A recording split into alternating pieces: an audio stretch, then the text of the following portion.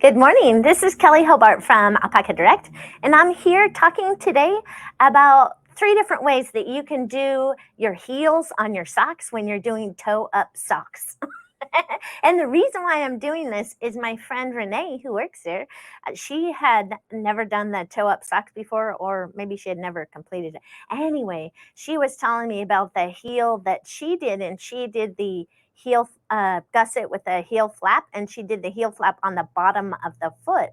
And so I was telling her that it's possible to actually do that same heel with your heel flap on the back of the foot. So you have the knit one, purl one ribbing on the back of your foot instead of the bottom of your foot. What's the benefit of that? It just feels better. It feels the same. So the bottom part of the sock is feels the same while you're constructing the heel, instead of changing it and having ribbing underneath your feet all of a sudden instead of purl stitches. Cool. So it's totally fantastic. So And so, yes, Jim? everyone's coming on board. Good morning, everyone. Nice to have you here with us. And also, I might as well mention while I'm thinking about it, is every week we do a drawing. And for this last week, it was for some wonderful Zauberball Crazy. And this is a wool yarn, and I believe it has nylon in it as well. And which color was the winning color for this last week, Jim? Do you know? What do you think? Was it Ukraine? This one. It was Ukraine. Ukraine colorways. I know I am doing a shawl out of this for next week. So I haven't even started on it. I need to get on the stick and get to knitting. But anyway, that'll be one of the topics the topic for next week. And this week I was thinking, how about some more sock yarn?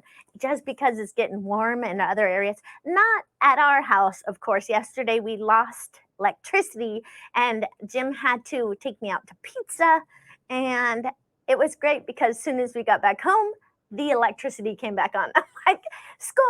I didn't have to cook dinner. Anyway, this is Malibu Sock, and it is a merino wool, and it's a great sock yarn, hand-painted sock yarn. And you guys can choose the multicolorway or teal. And this will be for the winner for next week. So how do they vote? So you post comments in the comment section. Let us know what you're working on. If you have a lovely pattern that you're really excited about, go ahead and share that in the comments. Maybe you can leave us the name of the designer and where we might find it, and then you'll be entered to win. Or they can even say tell them where they're from too. Yes. Oh, yes. We love hearing where all of you are from. And we're enjoying, well, we almost had some spring-like weather about a little over a week ago. And then it got really cold again. So when I was coming in the building today, I about blew away and froze to death all in one fell swoop. It's really cold out there right now with that wind chill. Anyway, this is the example that I showed you for last week on our toes. We had the garter stitch toe, and then I wanted to talk about this is a short row heel, and it matches perfectly when you do it with color work because it gives you a nice substantial heel for that overall. It just balances out the look of your slipper sock. Yeah, these are slipper socks because I think they wouldn't fit in my shoes very well. But they're nice and warm. This is Malibu yarn. It's the 50-50 blend of baby alpaca and wool. Is this a royal? No, not a royal. It's Dos Tierras. Dos Tierras. Mm-hmm. It's a great hand paint sock yarn. I use it for socks. You can use it for whatever you want to use it for. And then this one was this recipe right here, or pattern, shall I say, by Amanda Stevens, is called Speckled Space Socks. And that is this. I've been using up some yarn out of I don't even know what this is. It could be a royal, but I don't think it is. I think it's a sample that came in the mail because it's a super nice yarn. I really, really like it. And this has a traditional sock with the heel flap and gusset. And I'm trying to fold it sideways so you can see right in here, this part that looks flat stockinette stitch, that's the gusset.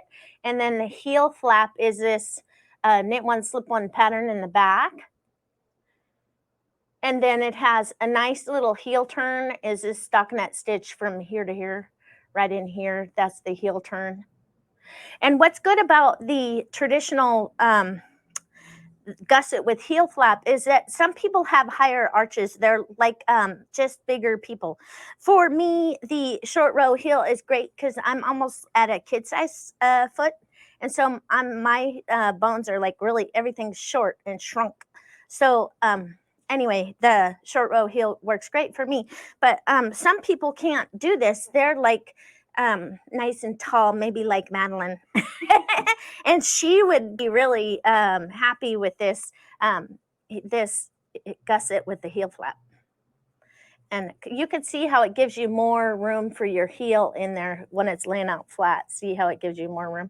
And also I might add on the bottom here, I did it's double knitting without double knitting pattern. It's just like a knit one, purl one, and then I'm going to turn it the other way. It's a knit one, purl one on one side, and then purl one, slip one on the other side. And it gives you this very thick pattern on the bottom of your foot. I like it because these socks would have been a little bit big for me. And so by putting this pattern in the bottom of them, if you have to do a sock that has more stitches than you think might work for your foot size, you could throw this pattern on the bottom of any sock. And I think I found it in Elizabeth Zimmerman's book, one of her books, and it's just double knitting without double knitting. I think you can even Google it and get the Isn't it pattern. Mrs. Up Slippers? Yes. Yeah, I love the bottom, how this feels. It feels really good. It's like a double thick on the bottom of your foot. It feels great. Yeah. Well, see in here, you can see how it's very thick. Can you see that, Jim? Yep. Yeah, it makes it really nice. So if you ever have a sock pattern and you think the socks are going to be a little bit too wide for you, you can shrink them down by using this pattern because that condenses the fabric. It makes it better. So I wanted to come over here and take a look at these different heel flaps.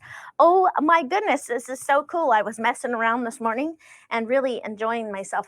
And I thought, when we're knitting these different kinds of heels, sometimes if you understand what's going on behind it, you won't get off track or you won't get lost in what you're doing because you'll understand the actual concept of what's happening. So right here, I have this little pen. So for the German short row heel, which is this is my sample. Okay, you see how it's like a cup? And your foot fits. This one half of it would be on the bottom of your foot, and the other half is going up the back of your heel. That's how it works. Okay, so that's one thing to know because when you're deciding when should I insert my heel, when should I stop my knitting and start doing the heel so the sock actually fits me, right? So for the German short row heel, I have a 9-inch foot. That's the length of my foot. I take 1 inch off of that for stretch of my sock because I have to put if the sock doesn't have any stretch to it, it's actually going to be too big on my foot and it's going to be sloppy and moving around inside my shoe. And I don't want that. So I want 1 inch for stretch, which gives me 8 inches. Then I tell myself, well, how big is this heel anyway, right? And remember, when you're measuring to see how big your heel is, you don't want to measure both sides because remember, half of this heel is going up the back of your foot. It's going up the back. So that doesn't really, so you measure it when it's close like that, right? So then you can just measure it and you could see that it is about, right around 2 inches. Okay. So then you would take your 8 inches, let's say, and you minus 2 more inches for the heel construction that you're going to actually be knitting. Now, say you don't have this little sample and you're going, I don't know what my gauge is. You could actually figure out how many rows that you have and do as you're knitting your sock. You've already knit this whole amount. So you can just count rows and say, if my sock is going to be 2 inches, how many rows is that going to be? So that's another way for you to figure out how long you should make your sock before you begin your heel construction. So then when we do this short row heel, we're constructing 2 wedges, 1 wedge, 2 wedge, okay? And the way that you're constructing it is by doing short rows on every single stitch on the outer side. You knit over to this stitch over here and you do a German short row. You knit over here and do that stitch and go back and forth, back and forth, back and forth until you get to your stitch markers. And mind you, the stitch markers, usually there you have 1/3 of your stitches on this side, 1/3 of your stitches on this side, and 1/3 in the center. So on mine, you could do 5 and 5, but I actually chose to do 6, 6, and 4. Just because you have to have even stitch counts to be able to have this whole thing work. Okay, so the first wedge you would be doing is starting from the very edges, working your way 1 stitch at a time, going back and forth, doing a short row on this side, a short row on this side, short row on this side, short row on this side, all the way back. And then when you get done with that, then you just knit 1 whole round and you knit all of those short rows. And I like to do German short rows because there's no wraps to pick up. You just knit it like a normal stitch.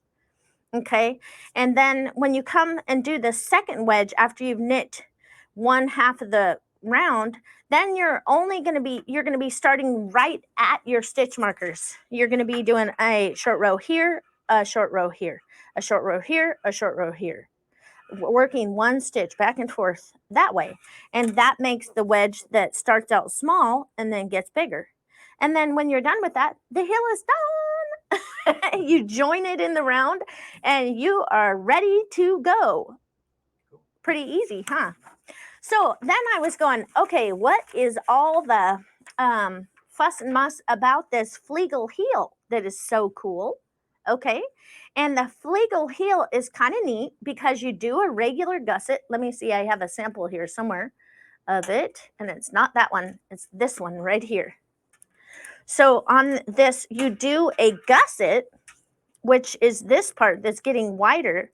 And oh, this can't be, this has to be my, let's grab the right one. So we did a gusset, and then see how it gets really wide? That's the gusset. And to do a gusset, all you're doing is just like you're doing the toe of a sock. I like to do a knit front and back on the first stitch and then work all the way over to the last 2 stitches over here and then do a knit front and back, knit 1. And that way your purl bumps are exactly in the same spot on both sides. And so you do the gusset and then you start doing you don't do a heel turn. So you don't do this little tiny piece at the, I'm looking for a sock. Fleegle right now. Which one are you doing? I'm talking about the Fleegle heel. It doesn't do a heel turn on it. It just does a gusset, and then you do a kind of the heel flap is kind of a little bit shorter because there's a pattern that you use for when you're doing the heel flap. Let me see where I'm at right here so I can. So what you do is when you're doing the Fleegle heel after you have your gusset, mind you, I had 16 stitches to start with, and you increase every other round, 1 increase on the right-hand side and 1 increase on the left-hand side until you have 2 stitches less than double. So if I had 16 stitches and I doubled it, it would be 32 stitches, but we want 2 stitches less. So it's 30 instead of 32. So you go back and forth until you get the 30 stitches, and you have that, your center marker is, this is just marking the center, because what you do is you knit to the marker, then you move the marker, then you knit 2, you go SSK, do a slip knit, and then you knit 1 more stitch. And then you would take your work and turn it. And then what you would do is you would slip that stitch and you start purling you want to purl all the way back to that stitch marker, which isn't very far yet, but it will get further and further. So I'm going to go 2 stitches past that stitch marker, right? And then I'm going to do a purl 2 together and purl 1.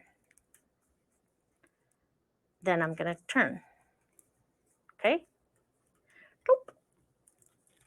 Mind you, you'll see that this, when you're doing the heel flap on this, is not a knit one, slip one pattern. So it doesn't have that nice ribbed.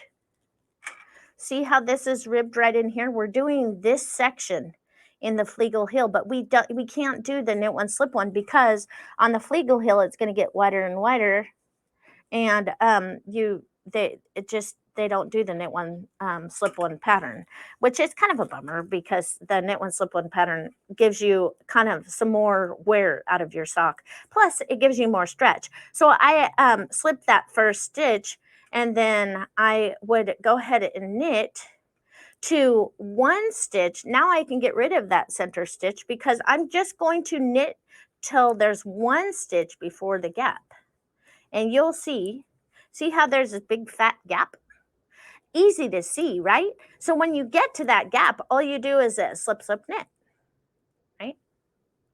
So we do our slip, slip, knit, and then you work one more stitch, and then you turn your work. And you can see we're just going back and forth until all the stitches have been worked. And then I'll show you. You remember how you do the purl 2 together or the slip, slip, knit, knit 1? What it does, it's pretty cool. Sorry, my yarn is being tied up in knots. Okay, so maybe I can work fast enough so I could show you this because this is kind of a cool thing about the Fleegle Heel that I really like. Do you know how people, if you look at your socks, and a lot of socks, they have holes where these joins are? Where it's like because you're going back and forth doing short rows all the way to the edge, it's your last row is like 2 rows above where you worked on the front of your sock. So what it does is it leaves a nice little hole that some people have a really hard time getting rid of. And this doesn't do it because the last stitch that you work is an actual is a knit stitch. So you're right on, and you would knit all the way around when you get to that last knit stitch. You do not turn. And so it gives you a really nice sock edge. Now, I'm not sure exactly how this is to wear because this is the new heel to me. I haven't done a lot of them, but I surmise that it is not too much different than the heel flap and the regular gusset.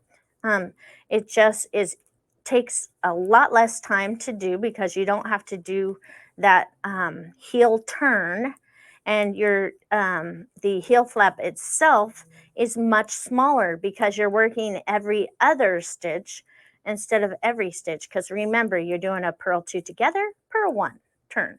So I get to the last stitch before the edge, and then I go, oops, be careful not to snag yarn from other stitches, and then you do the purl 1 and you turn, right? Now I got a knot. Great. Okay, so then you can see that my heel is starting to form. You can see that it kind of goes like that. It gets getting wider and wider as I work all the way to the edge, and I'll just be going back and forth in that manner until I get to the very last knit stitch, which I'm going to go ahead and continue on in the round. Then I won't be turning on that very last stitch. I will just be going around, and then on the other side it'll be a knit 1 and then a knit 2 together to close it up, because that other side will not have the very last turn on it. It won't have been worked yet. And so you just work it when you come back around. And so that Fleegle Heel is really cool. I kind of like it. And if you look at, let's see, if you look at this Fleegle Heel when you're done with it, and you kind of measure it front to back, you can kind of see. So this one is minus about 2 rows. Yeah, so we're right at 2 inches.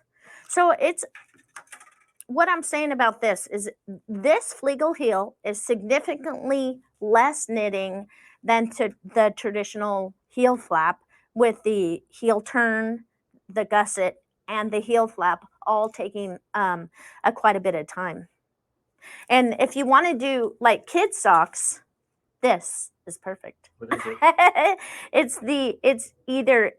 It is a short row heel, but this is in garter stitch. You can do this same exact pattern using knit on one round, on going around once, and then purl when you're going again to keep it in stockinette stitch. You don't have to have it in garter stitch if you don't want. You can just have regular stockinette stitch and have a thing. Just remember, for those of us who have high arches, the short row heel may not fit some people. It might not fit, but lucky me, guess what? It fits like a glove. And I literally can turn my heel. They call it turning your heel when you knit your socks. I can do it while I'm watching TV. I can do it with noise. I can do it in about 20 minutes doing both socks. It's pretty quick.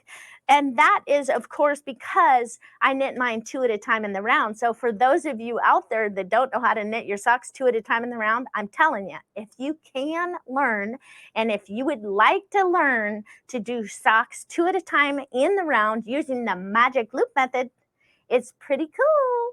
You have no second sock syndrome. I can't tell you how many people I have talked to that have knit a pair of socks and they get the first sock done and they're like, nah, I don't want to do the second sock. So they only have one sock. Bummer. And I can tell you that when I do my socks, it is not double the time to do them 2 at a time. It's probably 1.5 times the amount of time to do 2 as opposed to doing 1. So it's quicker. It's much quicker. Was it that you were showing this one? Yeah, that one is called Speckled Space Socks by Amanda Stevens. This one. This one? And that's the Yeah. you're showing there. Yeah. It's this sock right here.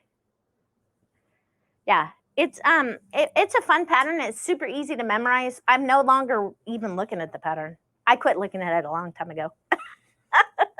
Yeah. I used to be, you remember, Jim, when I first started knitting, my friend, she would come and visit us and she'd be knitting without looking, just knitting. I'm like, how does she do that? I want to be able to do that someday. Guess what? I can do that now. Of course, I put about a bazillion hours into it, right, Jim?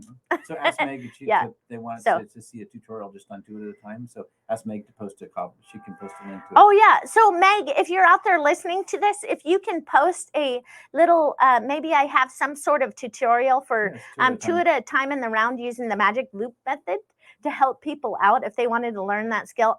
It's not that difficult. Just remember, when you're learning, if you could possibly use a needle like the ChowGoo red lace needles that do not have memory, you will find it much easier. If you have a twirly whirly cords that are in your way, you might be fighting that. But if you have ones with needles and cords without memory, you'll be a happy camper. Plus, lace tips are always nice, just in case you're thinking about that. So for this next week, I was thinking that I will do that shawl, the Ukrainian shawl, and it's going to be involving German short rows as well. And I wanted to go over that again because I don't even use wrap and turns anymore because German short rows are so quick and there's no memorization. It's the same for a knit as it is the purl. No wraps to pick up or put on your needles before you knit them. And it's totally fantastic. So I thought we could do that, get started on that shawl. And then I wanted to see who the winner is for this week. Linda Stoll. Yay! Linda, you have yourself some lovely Zauberball crazy. In the Ukrainian colorway. Yes, in the Ukrainian colorway. I just love this yarn. I have the same color and I'm doing it in the Ukrainian shawl in mine. So all you have to do is get in contact with us at customer service at Alpaca Direct. And we need your shipping address so we can get it out in the mail to you. And I hope that you enjoy this yarn as much as I do. It is a high-end yarn, and I believe this is made in Germany, right? And it's a top-quality yarn. Skacel, they always do a great job of making their yarns, right? Yeah. It's by Shopple Wool. Pretty cool, huh? I didn't have them, but let me- Okay, and then for those of you who are looking forward to try and get some more sock yarn, this is a Malibu Sock. yes, and it is. I just wanted to see. Yeah, it's 100% superwash merino, no nylon in this yarn. But it is a great yarn for shawls and socks. So What's it all you called? have to do is this one. Yeah. It's Malabrigo. Malibu Sock. Or... Yeah, Malabrigo sock. Mhm. Here's what it looks like. That's what the Nice. and it is a great yarn. I've used this so many times. It just is beautiful hand painted sock yarn that is very reasonably priced for what it is. It's great yarn. So what are the colors they vote on again? So we have the reflecting pool or anniversario. This is the anniversario over here, the multicolored one. So multi or teal is fine. Anniversario or teal. Yep. And what's the color on Yep. our website? What's did they? This one is. Do you see them? Yeah. Anniversario for this one, No, it's okay. and this was reflecting pool. Oh, good. Mhm. Nice. Beautiful yarn. So I hope you all have a great week, and I will see you next Tuesday.